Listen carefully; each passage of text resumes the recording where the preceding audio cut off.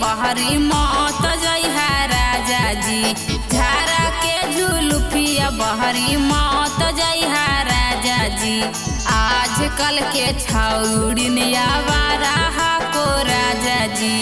आजकल के छौड़िन आवारा को राजा जी। लाल का सटावा पेन के मत जइहा राजा जी। जूता मौजा पेन के तू मत जइहा राजा जी। आजकल के छौड़िन आवारा को राजा जी। आजकल के छौड़िन आवारा को राजा जी।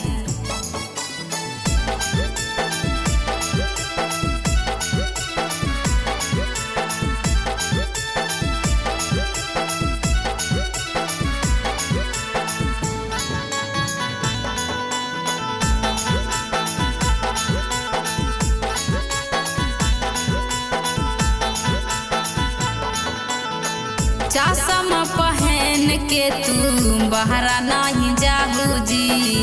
आजकल के छौड़िन पिया हको सवारा जी। ए राजा चश्मा पहन के तू बहरा नहीं जाहू जी। आजकल के छौड़िन पिया हको सवारा जी। ले के बुलेटब बहरा मत जइहा राजा जी। मारी के गम कौआ सेंटा मत जइहा राजा जी। आजकल के छौड़िन आवारा को राजा जी। आजकल के छौड़िन आवारा को राजा जी।